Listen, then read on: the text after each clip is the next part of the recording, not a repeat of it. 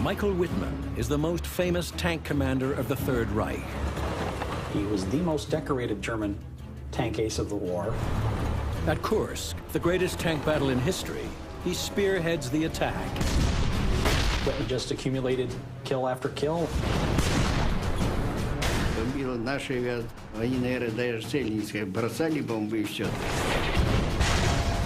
In Normandy, Wittman single-handedly halts an Allied advance. One German tank was able to knock out so many British tanks in a matter of a few minutes. Wittman's final battle turns him into a Nazi legend. It was almost suicidal for the Germans to mount that attack. Even though it's been 60 years after Wittman's death, his legacy, his mystique maintains.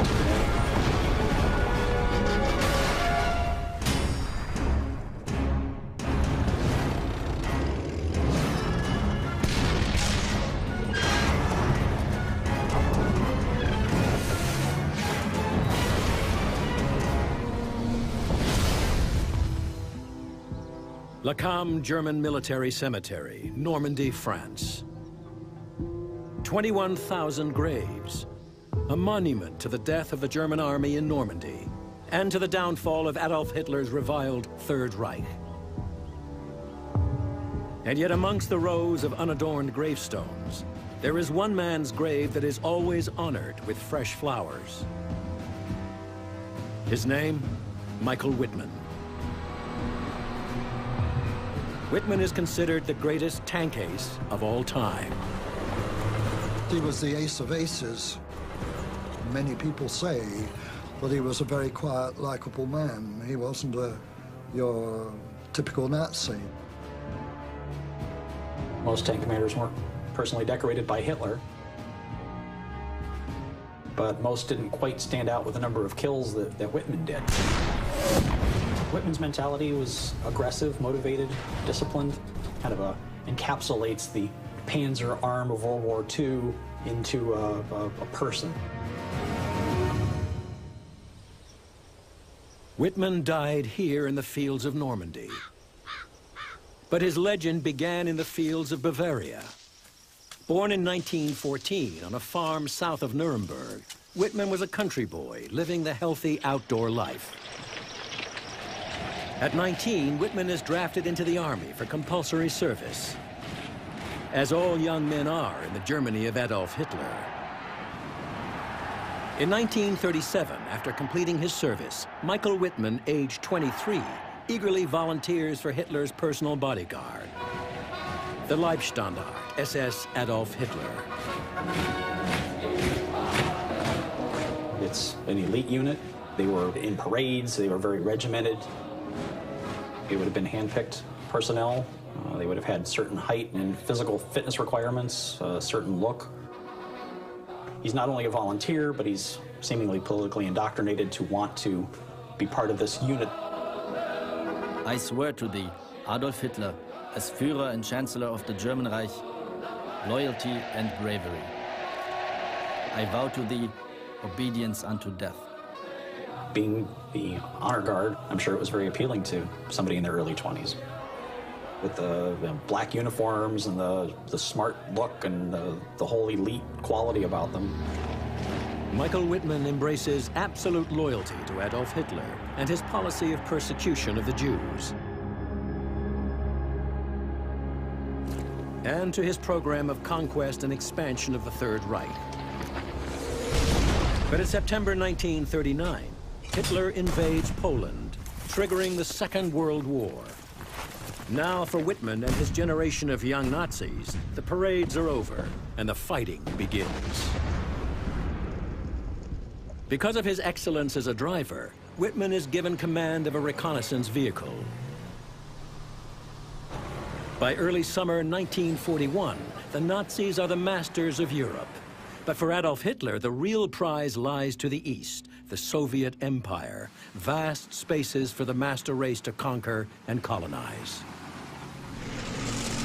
June 22nd, 1941, Hitler invades the Soviet Union, codename Operation Barbarossa. 3 million German soldiers, led by 3,600 tanks, plunge into the Soviet Union. Against the Germans, the Soviets mobilize 2.9 million men and 20,000 tanks. Despite their superior numbers, the Soviets are quickly overwhelmed by the speed and skill of the German panzers. Michael Wittman's reconnaissance unit races over the Soviet frontier with the Leibstandarte, part of the leading armored force. Hitler's armored divisions were important in the fact that they were the ones that were spearheading the advances. The whole mentality of the tank force was always keep moving. Wittman and the Leibstandarte are now part of the notorious Waffen-SS. The Waffen-SS had a few premier divisions, Leibstandarte being one of them, that maintained its elite status throughout the war. As the panzers slash hundreds of kilometers through Russian defenses, millions of prisoners are taken. The Waffen-SS does have a reputation for committing atrocities on the Eastern Front. Over 3 million will be shot or starved to death. 3 weeks after the invasion, the Leibstandarte is closing in on the Ukrainian capital, Kiev. At the forefront is reconnaissance sergeant Michael Wittman. July 12, 1941. The panzers advance over hilly, wooded country. As they near the city of Zhytomyr, 200 kilometers southwest of Kiev, the Soviets counterattack. Dozens of Soviet T-34 tanks bear down on the Leibstandarte. The T-34 has been a shock for the Germans. Weighing 26 tons, the T-34 is heavily armored with sloping sides to deflect shells. Armed with a powerful 76.2 millimeter gun, it is better than anything the Germans can field.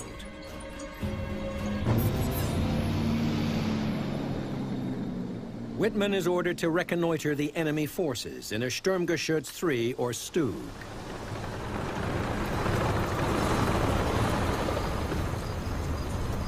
Wittman drove his Sturmgeschütz to high ground to try to locate the Soviets. He spotted 2 groups of Soviet T-34 tanks, 6 coming from northeast and another 12 from the east. That meant 18 T-34s against Wittman's single assault gun. It was no match. Wittman had to act quickly to even the odds. He ordered his driver to take the Sturmgeschütz off the high ground. Wittman has been ordered not to engage the enemy tanks, as the heavier T-34s outgun his Sturmgeschütz 3. Sturmgeschütz is designed initially to be infantry support. It's not designed to engage other tanks. Built on the chassis of a Panzer III, the Stug is a turretless assault gun, which means the driver has to swing the whole vehicle around to aim its high-velocity 75 millimeter cannon. The Sturmgeschütz has a movable cannon of 24 degrees only. You have to face the enemy straight forward, not from the side. If you see the enemy, you have to turn. Despite being outnumbered and outmatched by the Russian tanks, Wittman disobeys his orders and attacks the T-34s. His personality that was mated to the Panzer credo of attack, that would have been the first thing he was looking for, was an opportunity to be preempted. As the T-34 surged forward towards the crest of the hill, Wittman's only hope was to set up an ambush.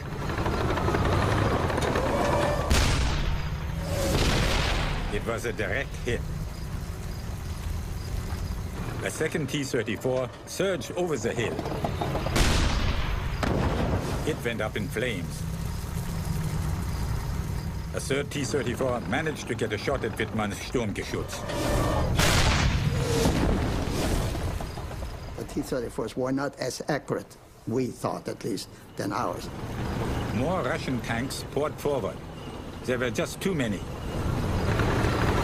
Wittman headed for cover. He used the assault gun's low profile to hide it in a small wood. I like the Sturmgeschütz because of the low silhouette. And that gave me a feeling being safer. But facing so many T-34s, there was nowhere for him to hide.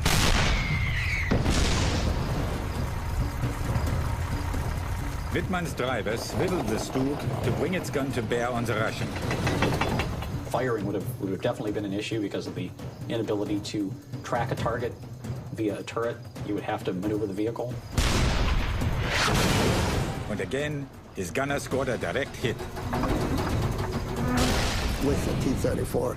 The only weak part is between the turret and the body, to get right into the crack. Another T-34 tried to target the thin side armor on the Sturmgeschütz. Wittman had to turn quickly and fire before the Russian got in a shot. You hit the tracks if you can. When the tracks burst, of course, he just goes around in a circle. With his fast maneuvering, Wittman began to even the odds. Then, 3 more enemy tanks attacked. Wittman opened fire. Only one of the Soviet tanks escaped. 6 of the formidable T-34s destroyed in just a few minutes. Wittman and his crew stopped the Soviet armored attack. For his actions, Wittman is awarded the Iron Cross Second Class. Impressed by his exploits, Wittman's commanders send him back to Germany to train to become an officer of the SS. Wittman's career is on the rise. Autumn 1942, Bad Talz, Germany. Michael Wittman begins his training in Heinrich Himmler's Waffen-SS school. Its aim is to form a new SS military elite, the future leaders of Hitler's Nazi empire. Wittman graduates as an SS second lieutenant and is soon training on Germany's newest tank, the Tiger. Hitler's answer to the Soviet T-34, it is the most formidable tank in the world. At 100 millimeters, the Tiger's frontal armor is virtually impregnable. Its 88 millimeter gun can cut through a T-34 at over 2 kilometers. Wir waren nun Tigerleute, waren stolz, hatten das beste Gerät, was wir hatten. Es war auch ein guter Panzer und wir waren zum ersten Mal den russischen Panzern haushoch überlegen. In February 1943, Wittman is called back to the Russian front as part of the Leibstandart's new Tiger Company. But by the summer, the tide of battle is turning against Germany. Soviet forces surge west, creating a huge bulge protruding into the German lines near the Russian city of Kursk. Desperate to regain the initiative, Adolf Hitler plans a counteroffensive, Operation Citadel. It will be a two-pronged attack from north and south to chop off the bulge, leaving 500,000 Soviet soldiers cut off and trapped. For the Citadel offensive, the Germans have amassed 780,000 men and 2,500 tanks. To meet the Germans, the Soviets field almost 2 million men and more than 5,000 tanks. The Leibstandart will be at the front of the southern attack. With them at the spearhead will be Michael Wittman, now commanding a platoon of 5 Tiger tanks.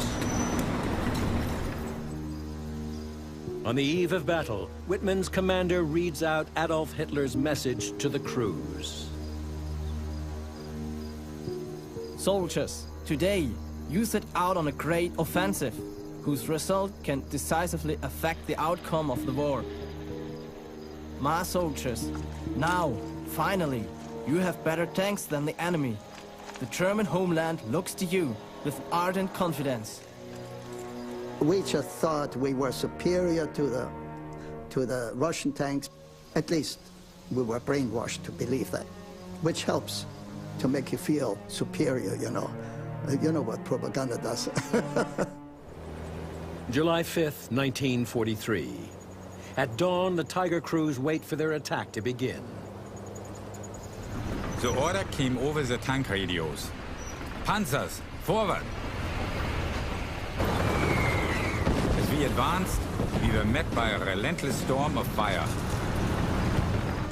The Russians had prepared line after line of defenses with dug-in T-34s. Because the T-34 was inferior to the Tiger I, it needed to compensate for its deficiencies. One of the ways was to have pre-dug positions for the vehicles. The incoming round would have to penetrate several feet of dirt to be able to actually get to the vehicle itself. The Tiger's powerful 88mm gun is able to break through the Russian defenses.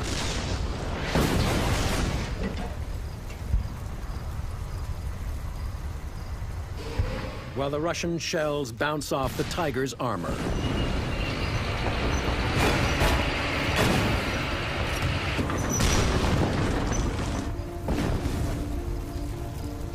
Overcoming line after line of Russian defense, Wittman and the Tigers pushed towards their objective.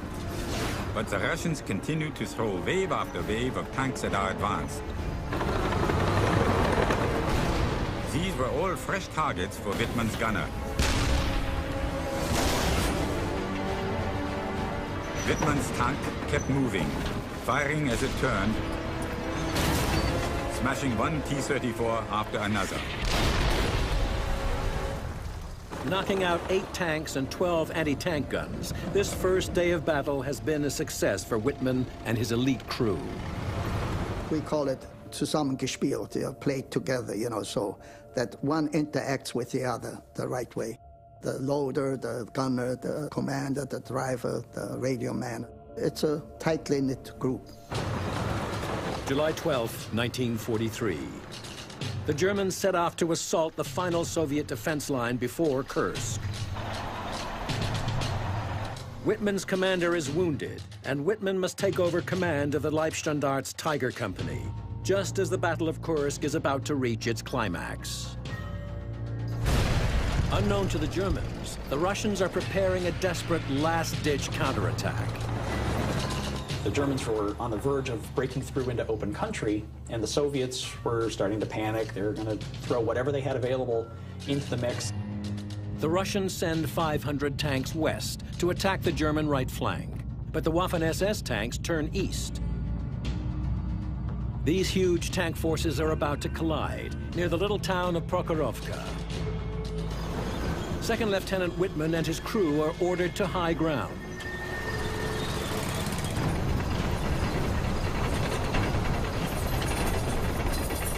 In the distance, what seemed like a dust cloud was rising.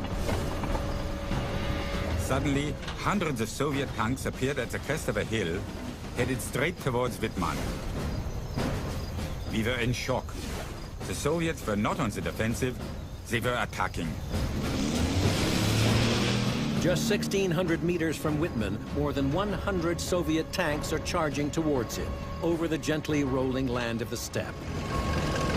We had a number of hills, but it was predominantly open terrain, so the Tiger tank could engage at long distance. With a well-aimed shot, a Tiger can knock out a T-34 at a distance of 2 kilometers. But the Russian tanks have to get much closer before their guns can have any effect on the Tigers. Wir kamen im Angriff, man muss sich das so vorstellen, Panzer an Panzer, die große Kette, und auf der anderen Seite kam die T-34 an. The T-34s raced towards us, trying to close the deadly gap. They came back into view, now only 800 meters away. The Tigers opened fire.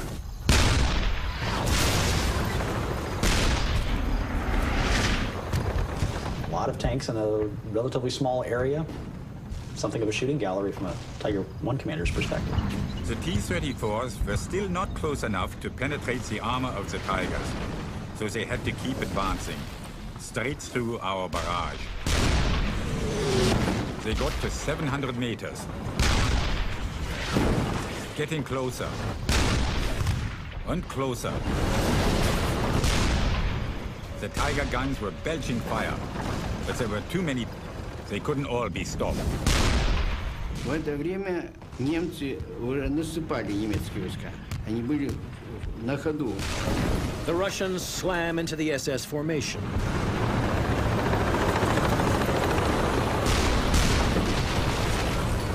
Они рассчитывали, что мы в контратаковать это будем, а тут хлестнули две массы. At close range, the German tanks are vulnerable. Wittman's Tigers spring into action. Wittman's gunner fires on the move, again and again. One of the reasons that Wittman was so successful as a Tiger commander was his ability to fire while moving with the vehicle. And that way they could acquire the target, but they'd get rounds on the target more quickly. Such a technique wasn't normal. In fact, German regulations stressed that the tanks should not fire when on the move. It's basically a waste of ammunition. But Wittman and his crew have mastered the difficult technique, using it to their advantage. From Wittman's perspective, Prokhorovka would have just been chaos. He would have had firing at close range. Wittman's tank is hit twice, but keeps on fighting. Gemetzelt auf beiden Seiten, Panzer auf Panzer. The battle rages for hours. The Russians take appalling losses. But they succeed in slowing the German advance. Бомбила наша авиация, бомбила немецкая. Я думал, что они, наверное, даже цели не искали. Бросали бомбы и все. Kursk is considered one of the greatest tank battles in history because of the numbers of tanks and other armored vehicles involved in a relatively small area. Our Tiger Company had a series of fine successes. Over the whole Citadel Kursk battle, we destroyed 151 enemy tanks. Despite the success of the Tiger units, the ferocious Russian defenses has stopped Hitler's offensive. The Germans have lost the decisive tank battle on the Eastern Front. From now on, Michael Wittman will be fighting for his and for Nazi Germany's survival. In its third winter on the Eastern Front, the German army is in full retreat. The Russians have pushed them 500 kilometers from Kursk back into the Ukraine. Michael Wittman's Tiger unit is fighting a series of desperate rearguard actions. Tiger units would have been sent from one sector of the front to the other to try and plug gaps that had been opened up by Soviet armored forces and attempted to blunt them so that way German forces can continue their retreat to the west. The rapid Russian advance leaves the Soviet supply lines stretched dangerously thin, making supply convoys a vital necessity. December 6, 1943. Wittman and his unit, now designated the 101st SS Heavy Panzer Battalion, are poised to attack a Soviet supply convoy near the town of Brusilov. But between the convoy and the Tigers are batteries of Russian anti-tank guns.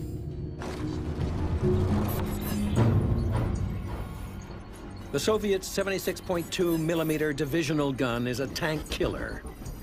It can smash through a Tiger's side armor at a distance of nearly 1,000 meters and wreck its tracks.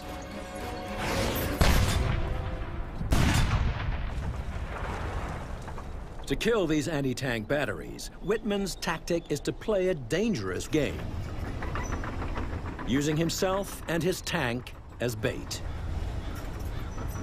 Wittman drove to high ground.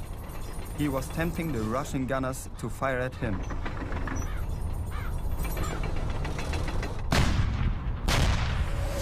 They took the bait, but now the gunners had revealed their positions.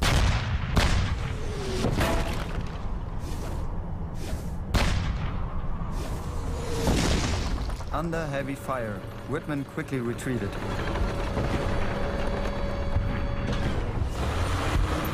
Then our Tigers raced at the anti-tank guns from their blind spots, charging straight at them before the Russians could turn the guns around.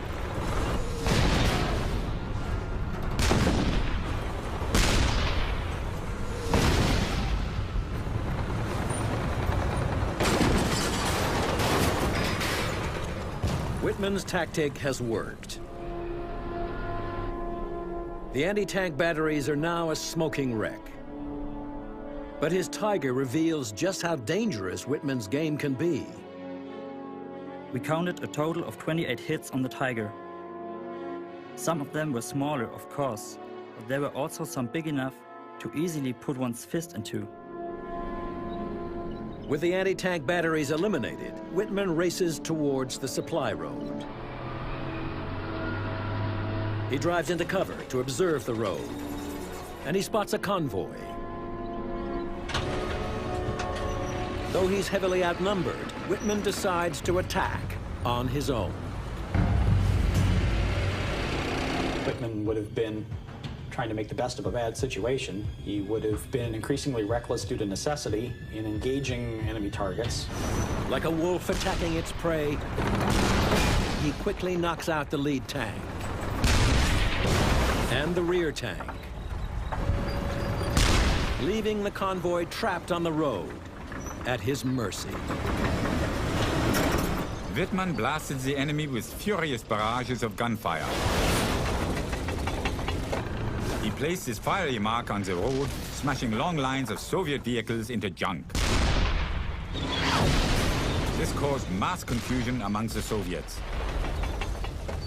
Wittman's daring lone wolf attack has worked brilliantly. The Russian convoy has been destroyed. Over the next few weeks, he goes on a rampage, knocking out 61 enemy tanks. His total kills soon reach 117. He paints the number of kills on his tank barrel. On January 16, 1944, Wittman is awarded the Knight's Cross, Nazi Germany's second highest military honor. Then, just a few weeks later, his Knight's Cross is upgraded with oak leaves, and he is promoted to first lieutenant. On February 2, 1944, Wittman is called to the Führer's Eastern Front headquarters to receive his new commendation from Adolf Hitler himself.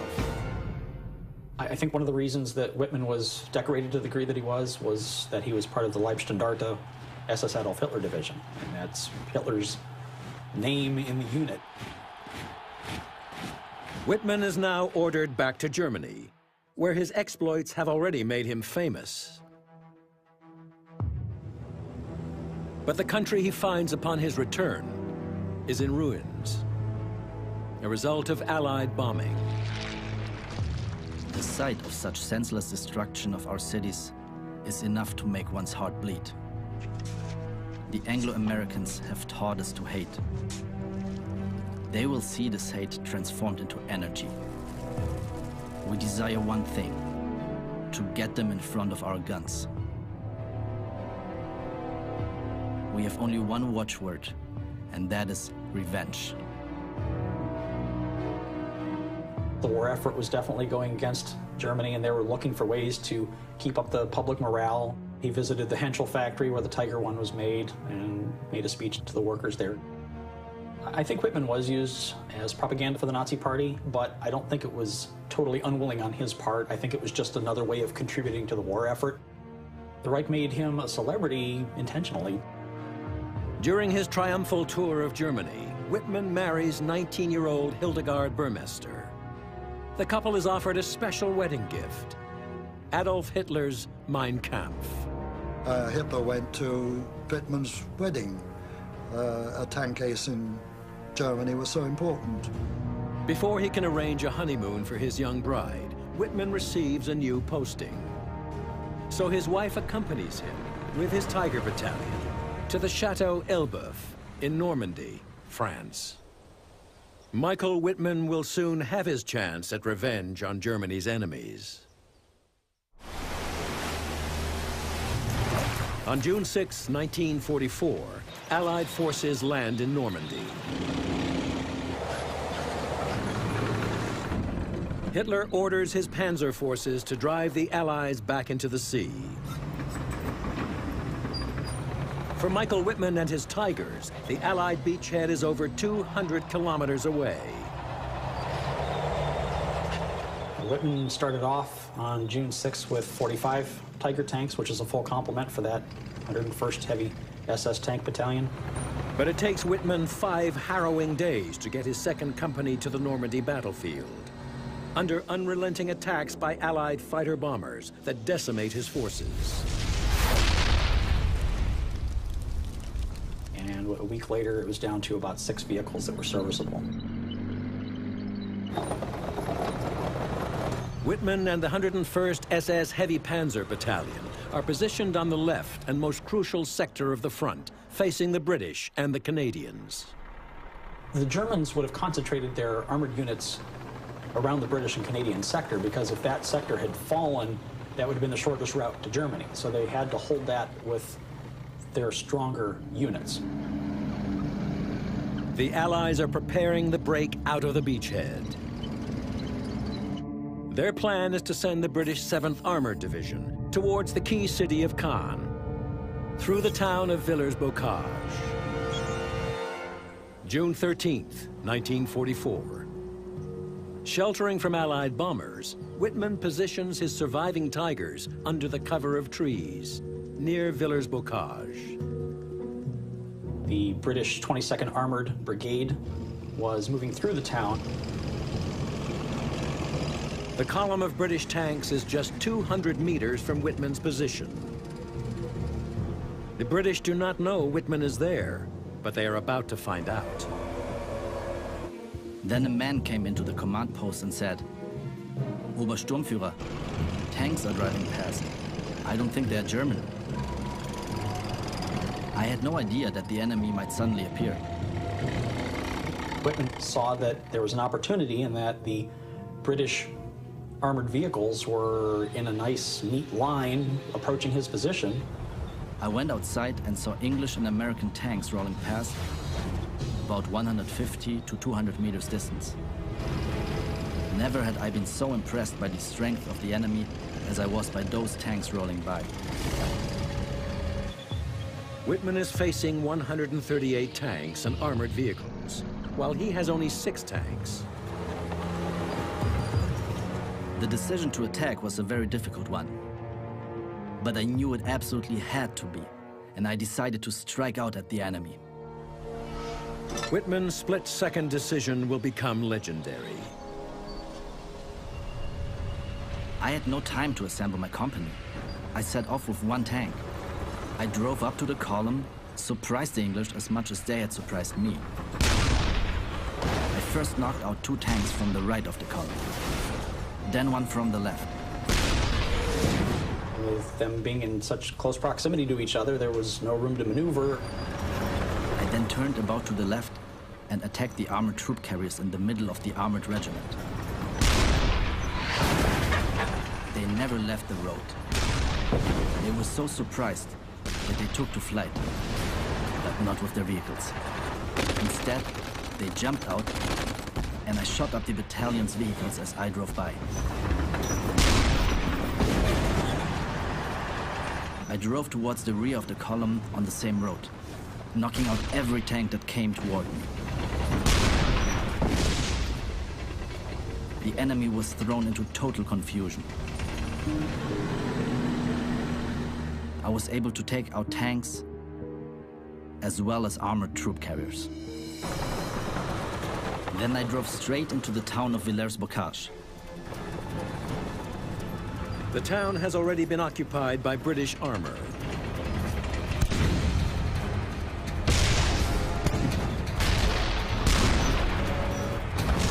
Wittman continues his single-handed attack,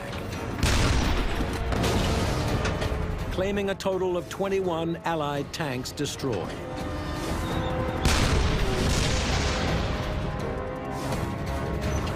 I got to approximately the center of town, where I was hit by an anti-tank gun. My tank was disabled. I fired at and destroyed everything around me that I could reach.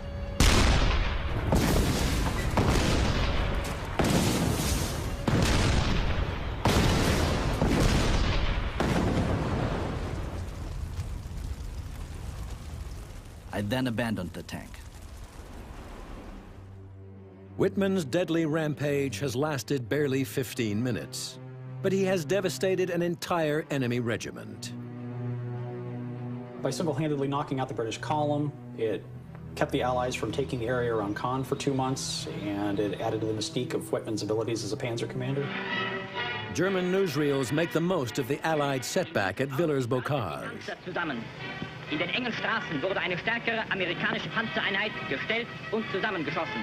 Wittman is the most famous tank officer in the German army. Rund 1000 But the following day, the stress of battle shows on his face. Wittman is celebrated for his astounding feat by 1st SS Panzer Corps Commander Sepp Dietrich, who recommends him for yet another commendation. In July, Wittman is once again personally decorated by Hitler, this time adding 2 swords to his Knight's Cross with oak leaves. Wittman was the most decorated tank commander, not only for his experience on the battlefield, but I would think also for the propaganda value that could be showcased through him. And so Michael Wittman reaches the height of his fame in Normandy. And it is in Normandy that his fate and his myth will be sealed. August 8th, 1944, 2 months after Villers-Bocage. Michael Wittman is now a captain and acting commander of his battalion. Yet as Wittman's career soars, Hitler's army in Normandy is headed towards destruction. Now the Allies launch a decisive punch, codenamed Operation Totalize. British and Canadian armor storms along the Caen-Falaise road, smashing 14 kilometers through the German lines towards the village of Sinto. As 300 Allied tanks bear down on Sinto, the 12th SS Panzer Division is ordered to bar their advance. With the remnants of the heavily outnumbered division is Captain Michael Wittman, with a small group of Tiger tanks. The division's leader, Colonel Kurt Mayer, now orders an immediate counterattack. Wittman's Tigers were standing ready behind a hedge east of Sinto. We had to risk the attack in order to win time. It was almost suicidal for the Germans to mount that attack, but this was their system. If they were hit, they would hit back immediately. Wittman is in reserve, but he insists on leading the attack. Michael said to me, I must be in the attack myself, for the other officers can barely cope. Kurt Mayer knows the situation is hopeless. I shook Michael Wittman's hand. Michael laughed his youthful laugh and climbed into his Tiger. And so Michael Wittman sets off on the attack. Just 8 German tanks advancing against 300 Allied tanks. I don't think Wittman is exactly a fatalist. I don't think that he just figured that he was going to die, maybe this was the best place to do it. Wittman and probably his crew didn't think so much about their own personal safety as the overall war effort.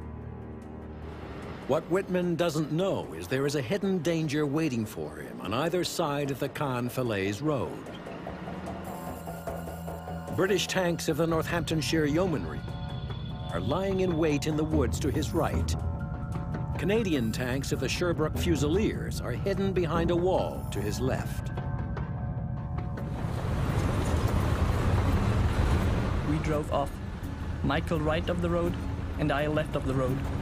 Approximately 800 meters to Michael's right, there was a small wood, which looked suspicious.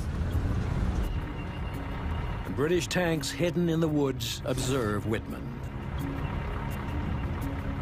There were 4 certainly 4 Tigers, which came down on what would have been our side of the main road. The Canadians of the Sherbrookes were, as far as I can see, actually much nearer, but they were on the other side of the main road. The Canadian tanks are hidden from Wittman's view behind a long chateau wall. We sneaked up right beside a brick wall and got in reasonable cover. Just hit the wall just enough that you could get your gun, that you could move it sufficiently. I could see on the right the first German tanks came out from Sinso. Right away, I can remember the wireless net becoming active. I can see them, I can see them. I saw these Tigers come in, across in front of us, about 1,200 yards away. My tank commander, he said, well, wait till they get to about 800 yards. We drove about 1 to 1.5 kilometers. I was now starting to get a bit itchy. The Allies not only have the element of surprise, they have a new tank, the Sherman Firefly. The Firefly, upgunned with a powerful 17-pounder cannon, is able to penetrate 130 millimeters of steel. Enough for even the thickest armor on a Tiger. For the first time, we realized that we now had a tank which was equal to the Tiger. Wittman's Tigers are now in the kill zone. With my eyes, I could see the tank closest to the road, about 200 yards, I guess. The tank commander said, advance driver, and we pull out of cover. As we pull out of cover, he says, target the rear Tiger. I fired. We began taking heavy fire, and then I received a radio message from Michael. Achtung! Achtung! Von rechts! I'd look round at the second tank. I fired one shot at the second tank. The loader reloads. Again, fired and ready. 3 of the 4 Tigers are now knocked out. Wittman's tank moves on alone. From close range, the Canadians now open fire at Wittman's tank. The one that he was in, I think, went by me. Other people from my squadron were firing at it now. Wittman's Tiger is hit.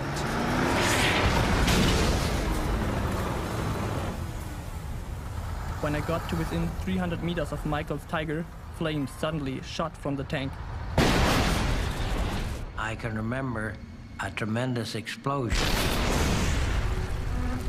and seeing the turret hit the ground.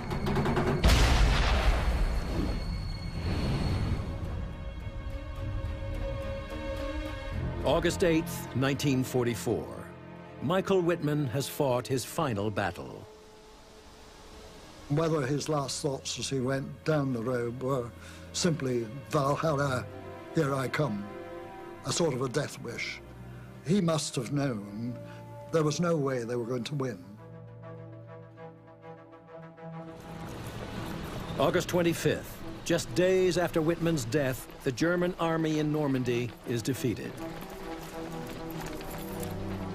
Many of Hitler's soldiers remain in Normandy, buried in Lacan German Military Cemetery. Somber gravestones recall the unheralded end of the Nazi Empire. Yet Michael Wittman is still celebrated. I think there's a myth to Michael Wittman's combat experiences. People look at him as, yes, being a Nazi, but it's not the reason that they admire his abilities in combat. I think if you're on the receiving end of that, you're going to have a different perspective. He accepted the doctrines of Hitler enough to get in his tank and invade other people's countries, country after country, to kill men, women, and children. He might have been a hero to the Germans, but not to me. Even though it's been 60 years after Wittman's death, his legacy, his mystique, maintains to today. I swear to thee, Adolf Hitler, as Führer and Chancellor of the German Reich, obedience unto death.